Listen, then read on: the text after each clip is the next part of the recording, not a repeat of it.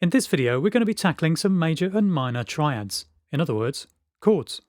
Up to this point, we've just been playing single notes, so now it's time to try some chords. We'll start with the C major triad, a chord made up of 3 notes from the C major scale, namely the root, C, major third, E, and fifth, G.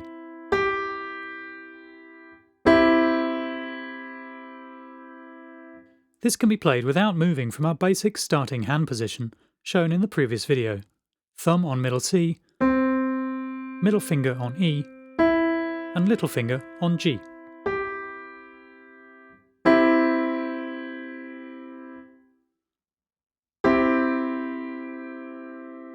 Once you've got the hang of pressing down these 3 keys without your other 2 fingers getting involved, move the whole thing up so your thumb is on D and play D, F, and A. D major, right? Wrong. Hear how it sounds different, sadder somehow.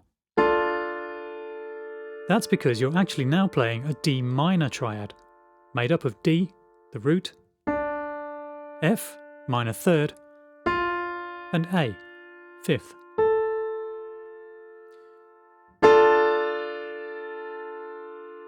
The reason it sounds different is the minor third interval between the D and the F.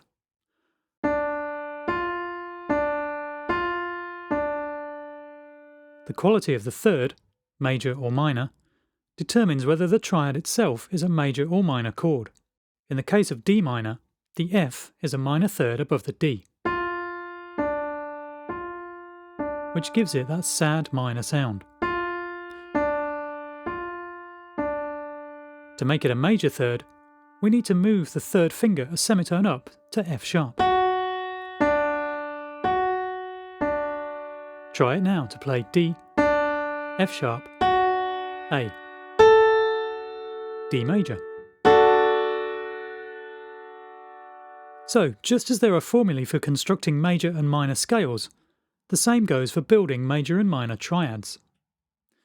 Major triads consist of root, major third, and fifth, while minor triads are made up of root, minor third, and fifth.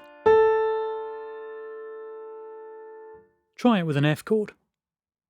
F major is built from F, A, and C,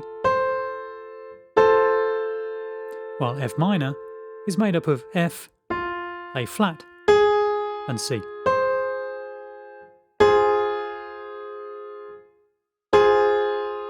The only change is that third going from the major, A, to the minor, A flat.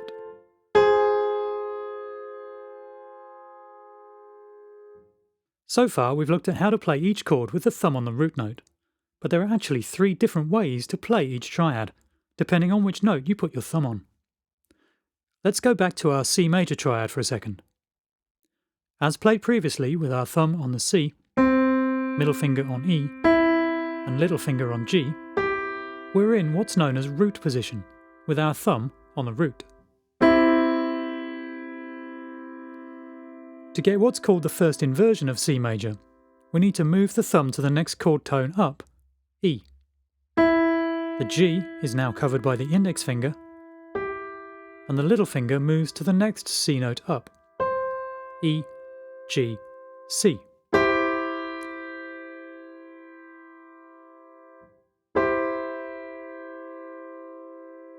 If we move up again, so that the thumb is on G, middle finger on C, and little finger on E, we get the second inversion, G, C, E.